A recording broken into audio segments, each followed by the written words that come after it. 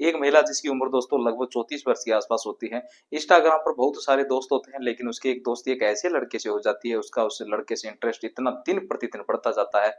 महिला अपने पति के साथ रहती है। शायद उसका उस लड़के से इतना इंटरेस्ट इतना बढ़ जाता है कि एक दिन वो लड़का उससे मिलने के लिए कहता है। तो पहले तो कहती है कि अगर मेरे पति को पता चल गया तो क्या होगा? तो वो लड़का कहता है कोई बात नहीं, किसी तरीके से एक बार मिल लो। उसके किसी तरीके से मिलने के लिए मनाकर दोस्तों ले जाता है। महिला उससे मिलने के लिए तैयार हो जाती है। पहली बार उससे मिलने के लिए आती है, और जब मिलने आती है तो दोस्तों दोनों के बीच सब कुछ होता है। कहीं न कहीं दोस्तों वह पहली बार जब इन सब के बीच होता है, उन सब चीज़ों से जो महिला थी काफ़ी संतुष्ट थी, बहुत ही दोस्तों प्रसन्न हुई और बहुत ही प्रसन्न थी और उसे बहुत अच्छा लगा। अब दोस्तों अगले दिन से वह महिला खुद उस लड़के से मिलने के लिए कहने लगती है दोस्तों, बोलती है। तो लड़का दोस्तों कहता है कि मैं बहुत दूर हूँ, कैसे जो है तुमसे मिलने आऊँ? तो वह कहती है तो ऐसा कुछ एक काम करो, मेरे पास आ जाओ और हम दोनों के बीच यह सारा काम होता रहे, किसी को पता भी नहीं चलेगा। दोस्तों वो लड़का उस महिला के करीब आ जाता है, पड़ोस में आ जाता है, रूम ले लेता है दोस्तों, और लखनऊ में रहने लगता है। लेकिन एक दिन वो महिला उस लड़के के कमरे में जाती है, और उस दिन महिला के अंदर पता नहीं ईश्वर जाने ऐसी कैसी उसके अंदर इच्छाएं दोस्तों जागृत हो जाती है, और उस लड़के के साथ कुछ ऐसा करती है जिसकी आप कल्पना तक नहीं कर सकते हो दोस्तों। बहुत ही रोचक कहानी है दोस्तों, बहुत ही सीख देने वाली कहानी है। कहानी की शुरुआत दोस्तों बहुत ही रोचक और दिल को छूने वाली कहानी है, और साथ ही इस कहानी से हमें जिंदगी की एक बहुत बड़ी सीख प्रदान करती है, मिलती है। इसलिए आप इस पूरी कहानी को आखिर तक जरूर सुनेगा, क्योंकि कहानी जैसे जैसे दोस्तों आगे बढ़ेगी उसके किरदारों की जिंदगी में आने वाले बदलाव आपको सोचने पर दोस्तों इतना मजबूर कर देंगे। लेकिन कहानी शुरू करने से पहले अगर आप हमारे चैनल पर पहली बार आए हैं तो दोस्तों अभी तक चैनल को सब्सक्राइब नहीं किया है, तो दोस्तों चैनल को सब्सक्राइब जरूर कर ले, बेल आइकन को ऑन कर लीजिएगा, और वीडियो को दोस्तों इसके साथ साथ लाइक भी करना बिल्कुल मत भूलिएगा। और हाँ दोस्तों, आप इस समय यह वीडियो हमारे चैनल पर किस शहर, किस गांव, किस तहसील, किस डिस्ट्रिक्ट, कहाँ, कौन से विदेश से आप देख रहे हो, कमेंट में दोस्तों कमेंट करके जरूर बताइएगा। पिछली वीडियो में जिन दर्शकों ने हमारा प्यार कमेंट के माध्यम से दिया था, उन सभी के नामों की लिस्ट हमारे पास है। कहानी के आखिर में हम सभी प्यारे दर्शकों का नाम जरूर लेंगे, तो फिर देर किस बात की, चलिए स्टार्ट करते हैं बिना समय गंवाए आज की दिलचस्प कहानी शुरुआत करते हैं। नमस्कार, प्रणाम दोस्तों, मैं कैलाश कुमार आपका भाई आज आपके लिए दोस्तों एक घटना लेकर आया हूँ। ये एक ऐसी सच्ची घटना जिसमें कई लोगों की जिंदगी को हमेशा के लिए दोस्तों बदल कर रख देता है। तो आराम से सुनिए दोस्तों, आराम से बैठ कर सुनिए, क्योंकि कहानी शुरू होती है कि ऐसी घटना से जिसकी किसी ने कल्पना तक नहीं की थी। और यह दोस्तों घटना है लखनऊ शहर के ननका गांव की, और यहीं पर रहने वाली मोनिका, जिसकी उम्र दोस्तों लगभग 34 वर्ष 34 साल के आसपास होती है। दो उनके बच्चे होते हैं, पति उसका एक प्राइवेट नौकरी करता था, यानी डिलीवरी का काम करता, और ये महिला सोशल मीडिया पर काफी सक्रिय थी। इंस्टाग्राम जो वगैरह रील वगैरह बनाती थी, देखने में बहुत खूबसूरत थी, बहुत ही क्यूट थी, और अक्सर इसके पास लड़कों के मैसेज और फ्रेंड रिक्वेस्ट बहुत आते थे। बहुत सारे ऐसे लड़के थे जो इसको मैसेज करते थे कि हम आपसे मिलना चाहते हैं, आप कहाँ मिलोगी, आप बहुत अच्छी लगती हो, आपकी स्माइल बहुत अच्छी है, आप अगर ऊपर से इतनी सुंदर हो तो अंदर से जो है नजारा कितना कुछ और मिलेगा, आपसे पहले ऐसी महिला कभी नहीं देखी हमने।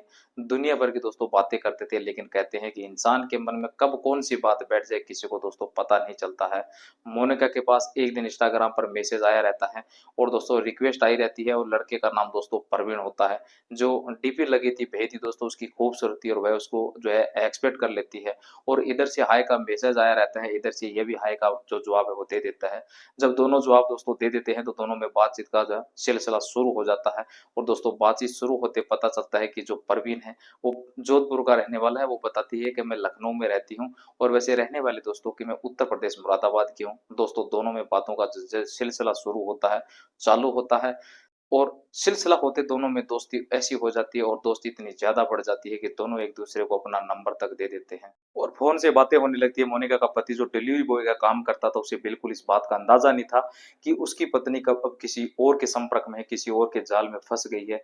दोस्तों मोनिका और प्रवीण खूब बातें करते थे, क्योंकि मोनिका के पास बहुत सारा समय रहता था, और प्रवीण जो है मोनिका से खूब दिल भर के बातें करता था। यह बात का जो सिलसिला था दोस्तों, कब दोनों में मोहब्बत बदल जाती है, और बदलते बदलते एक दिन प्रवीण कहता है कि मैं तुमसे मिलना चाहता हूं। तो मोनिका कहती है कि देखो, तुम जोधपुर में रहते हो, मैं लखनऊ में रहती हूँ, दूर तो बहुत ज्यादा नहीं है, लेकिन मेरे पति को पता चल गया तो मेरे छोटे छोटे बच्चे हैं, मेरा परिवार टूट जाएगा। लेकिन कहते हैं कि जब मोहब्बत सर पर दोस्तों चढ़ जाती है और जोर जोर से तांडव करने लगती है, तो लोगों को फिर किसी बात का दोस्तों डर और संकोच खबर नहीं रहता है। अब शायद मोनिका भी उसके प्यार में पागल हो चुकी थी। एक दिन मोनिका कहती है कि ठीक है तुम आओ, और मैं कुछ जो है आपके लिए व्यवस्था करती हूँ। तो दोस्तों मोनिका के जो बच्चे थे वह स्कूल यानी पढ़ने के लिए चला जाता है और जो उसका पति था वो डिलीवरी बॉय यानी काम करने के लिए चला जाता है। घर खाली था। प्रवीण का पूरा पता जो है पूरा पता बताती रहती है फोन पर। प्रवीण उसे मिलने के लिए घर चला जाता है। उस दिन दोनों के घर पर रहते हैं और दोनों बच्चों के बीच बहुत सारा कुछ होता है।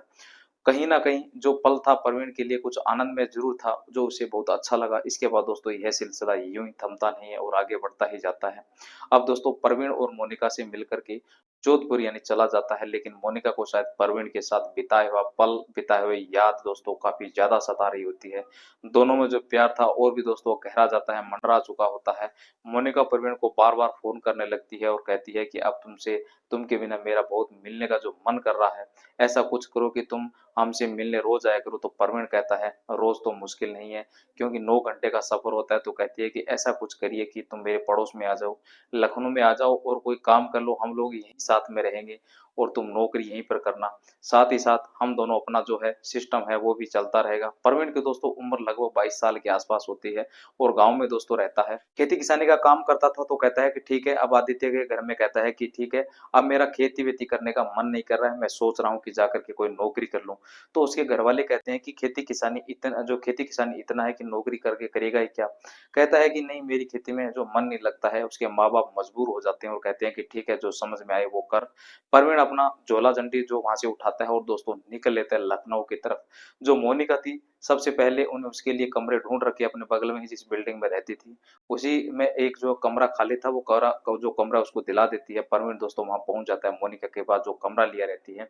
मोनिका दोस्तों उसी में रहने लगता है। मोनिका ने मकान मालिक से कहा था कि उसका एक दूर का रिश्तेदार है जो कुछ समय के लिए उसके साथ रहने वाला है। इसी बात का भरोसा दिलाकर उसने कमरा किराए पर लिया था और कुछ ही समय बाद प्रवीण उस कमरे में शिफ्ट हो जाता है। इसके बाद दोस्तों मोनिका और प्रवीण के बीच नजदीकियां बढ़ती चली गई और दोनों का यह दोस्तों सिलसिला चुपचाप यानी जारी रहने लगा। हैरानी की बात यह थी कि आसपास रहने वाले किसी भी व्यक्ति को इसके दोस्तों भनक तक यानी पता नहीं चलता है। यहाँ तक कि मोनिका पति को भी इस रिश्ते के बारे में जरा भी शक नहीं था। इसी दौरान दोस्तों प्रवीण ने अपने जो है नौकरी जो तलाशनी शुरू कर दी। कुछ कोशिशों के बाद उसे एक सिक्योरिटी गार्ड की नौकरी मिल गई। प्रवीण ने जानबूझकर दोस्तों नाइट शिफ्ट चुन ली क्योंकि उसका जो मकसद था रात में ड्यूटी करने के बाद दिन का समय मोनिका के साथ बिता सके। उसका जो बनाया हुआ यह प्लान कुछ समय तक दोस्तों बिल्कुल सही चलता रहा और दोस्तों अच्छी तरह से चलता रहा। लेकिन मोनिका का पति दिन में डिलीवरी का काम करने के लिए घर से बाहर निकल जाता था और उसी दौरान प्रवीण को मोनिका के साथ काफी समय मिल जाता था।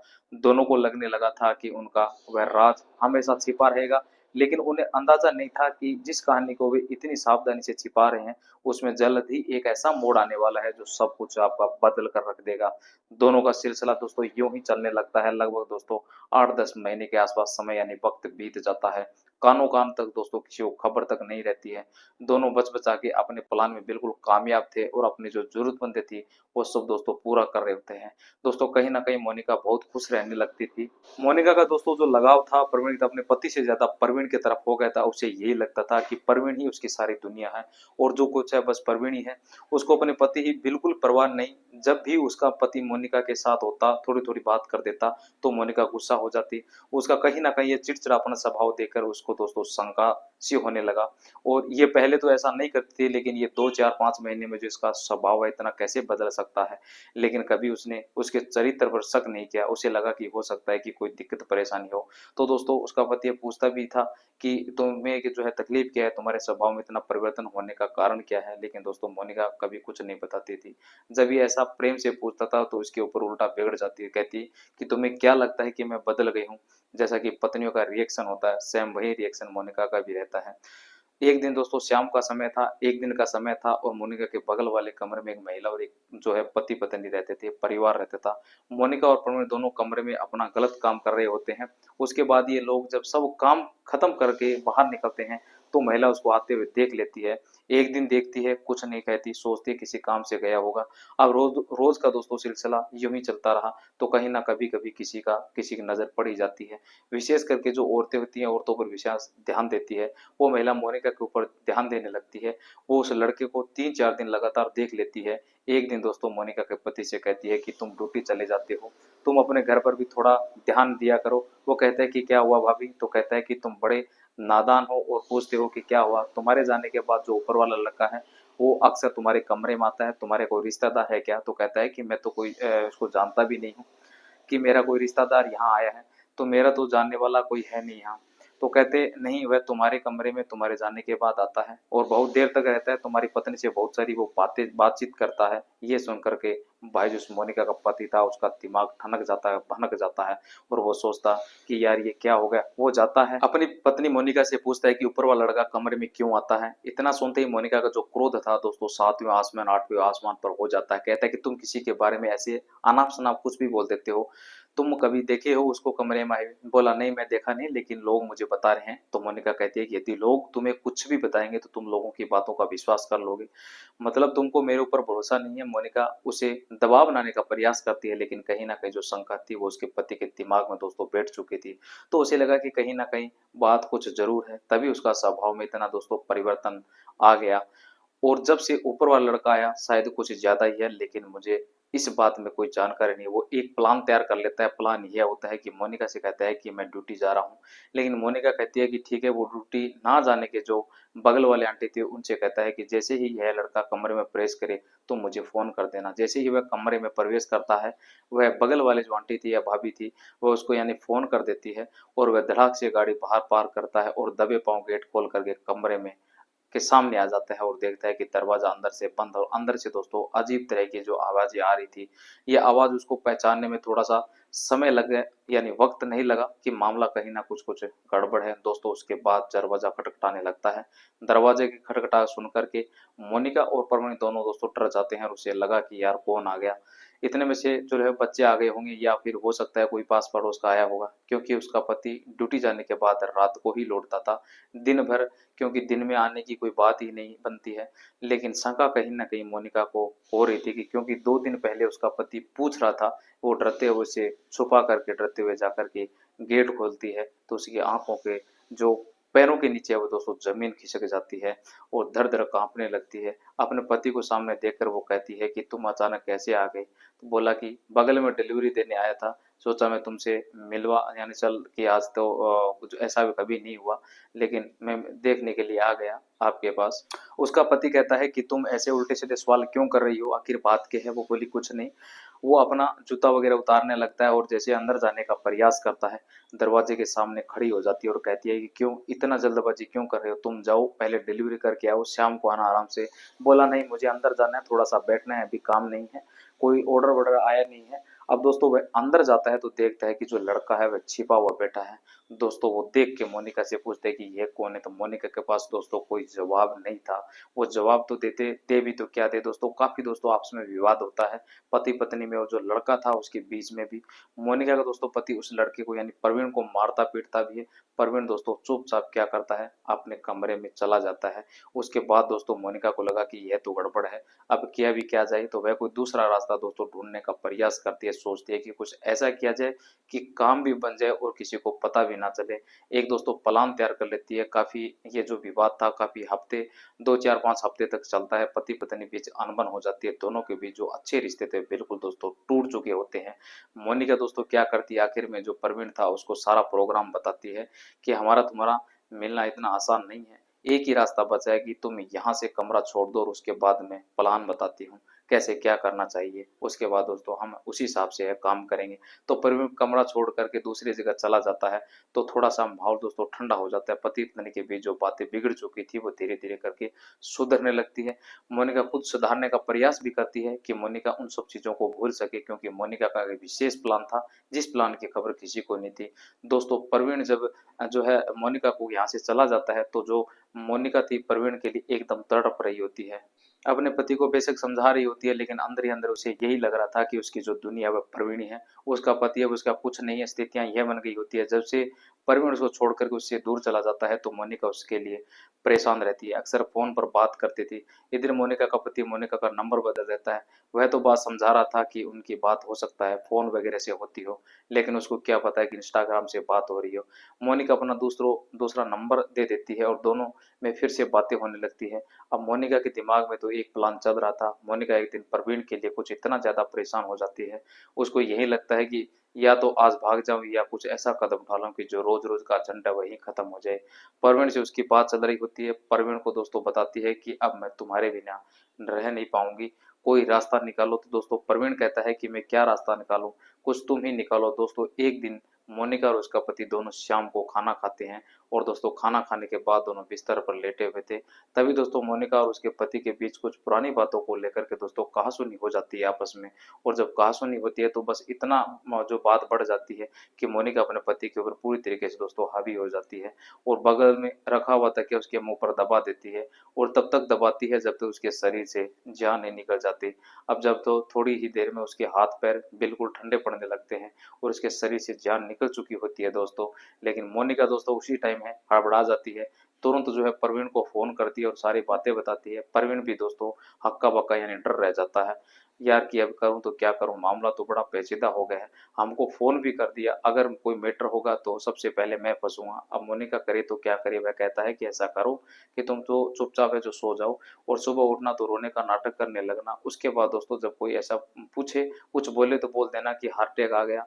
दोस्तों खा पी के आराम से लेटे। दोस्तों जैसे ही सुबह होती है वैसे ही मोनिका उसी के कहने पर करती है। मोनिका सुबह भोर में लगभग दोस्तों 5 बजे के आसपास उठती है और जोर जोर से दोस्तों रोने चिल्लाने लगती है। रोने की आवाज सुनकर के तो आसपास के जो अगल बगल किराएदार रहते हैं सब आ जाते हैं, पूछते हैं कि क्या हुआ। तो वो बताती है कि शाम को अच्छा खासा खाना पीना खा के लेटे हुए और उनको पता नहीं कि क्या हो गया, ये उठ ही नहीं रहे।